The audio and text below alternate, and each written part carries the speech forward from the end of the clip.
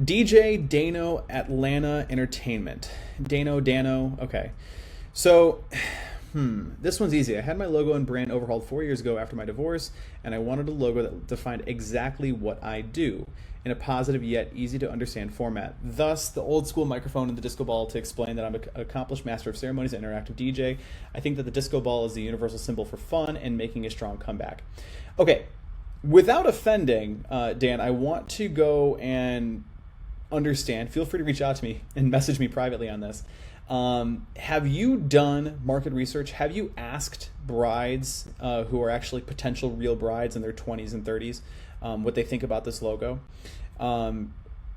Really, based on my research, and I've actually polled about over 100 different brides for a private research project for some of the people that I consult with, that disco ball typically gives a feeling of datedness, or you'll have a situation where brides lose trust in the DJ, because the number one thing that brides look for in all vendors, not just DJs, is comfort. And really, this is not even just weddings. This is all marketing to women, is that women seek comfort and they want to feel good. They want to make sure that you can handle the job in the best way possible.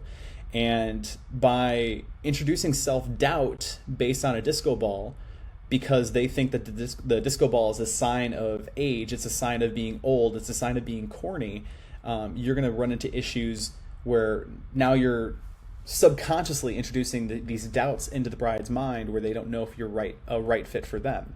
Now, here's the thing. I'll be the first to admit, I'm now speaking on some very in-depth psychographic type pieces here, and some people choose to listen to them, some of them don't. And I don't mean to offend Dan at all. I primarily want to just make sure that you understand that these are potential thoughts going through real brides' minds.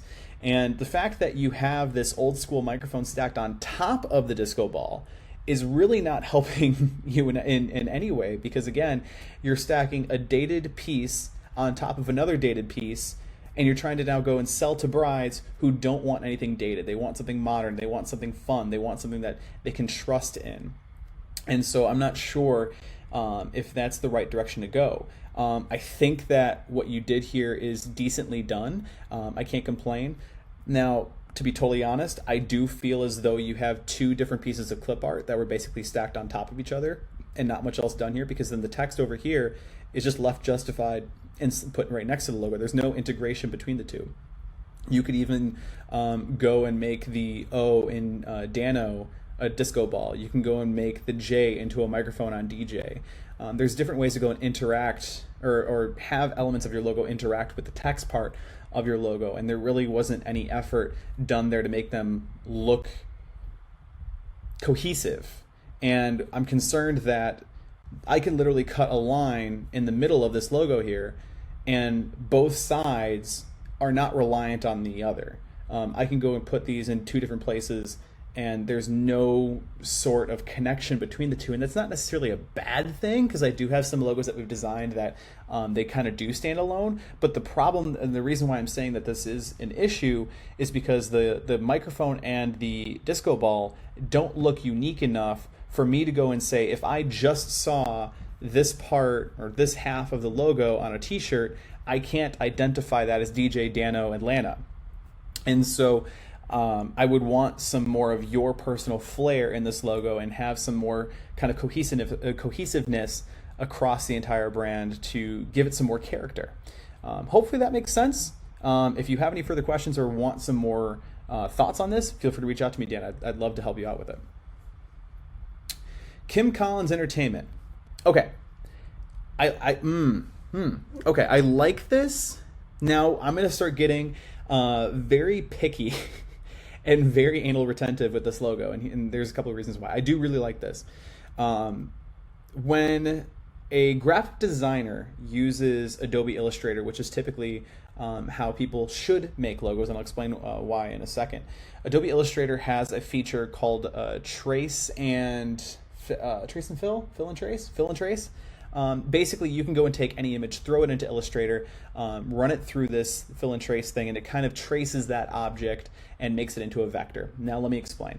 when you have an image, you have two different types of images. You have a vector and you have a raster file.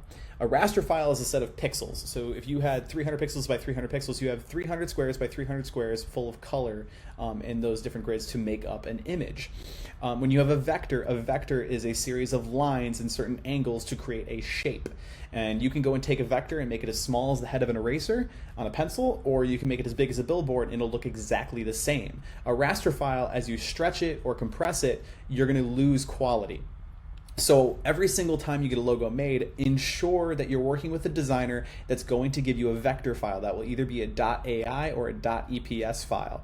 That way that once you have that file, you can now go and make your logo in any size you want. You don't have to go and ask your developer every single time for a new file size. You can just go and say, okay, cool, I want this in 300 by 300. Oh, I want this in 800 by 800. Oh, I need this in 2000 by 3000, whatever.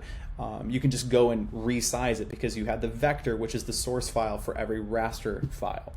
The reason why I bring this up is it looks like Kim Collins here, she went and basically drew her signature, dropped it into Illustrator, and did this fill and trace. And I don't quote me on this because I can't remember the exact terminology for the feature, but I use it a lot, and it's a really cool feature. But what I'm seeing here in this particular logo, and I'm getting Kim, just so you know, I'm getting very detailed here. I could see rough edges on the actual the signage or on your name here. And what that tells me is that when you go or when you actually put your signature into the program, you left extra nodes over the shape. And when you actually put these different shapes or these different images into Illustrator and you start doing this fill and trace option, it'll go and drop points along the edges of that shape, so it can start actually defining the vector of that image. And it will go and put a point every single time it sees a variation in that shape. And so obviously when we're handwriting, no one's handwriting is absolutely perfect, so you're not going to have a perfect curved edge. You're going to have all these little tiny divots that you can see here. The way to fix this is if you go back into this logo file, the AI file, EPS file, that either she did herself or that her designer did, just go back through with I think it's a pen tool or the line tool, one of the two. I personally have 3 designers that do a lot of my work for me. I don't really play too much with Illustrator. I'm trying to learn more, but if you go back through Illustrator, it's either the pen tool or the line tool, you can go back in there and start deleting some of the old points, and it smooths out that edge. Because right now you're trying to have 50 points make a straight line, when in reality you only truly need like 2. And so you're having too many that's adding this unnecessary complexity to the shape and adding this rough edge to it that makes it look not totally polished. But it's very, very close, and I really, really like this. And again, you have good balance here. The only other thing that I would work on is the word entertainment down here. Blends very nicely with your signature, but what I would totally do is space out the letters a little bit more to make the edge of this T, the top edge of this T, match the edge of this S over here. Reason being is I want to make sure that when you have a logo, you have to have clean edges. And it's very hard for me to go and put this into words, but basically, if you trust me on this, have the E start in the same point, but have the T end over here. Basically, every single shape, every single element, every single letter that you have in a logo or in any design really, it should have a purposeful start and a purposeful end. And the fact that the T ends in the middle of the S is not purposeful. I want it to end at the very end of the colons, so everything just lines up, because that's a purposeful end. Hopefully that makes sense. And again, I'm digging very deep here into details that truly don't necessarily matter to every single person, but if you do these small little tweaks, you truly have a fantastic logo. So good job, Kim. Thanks so much for sending that in.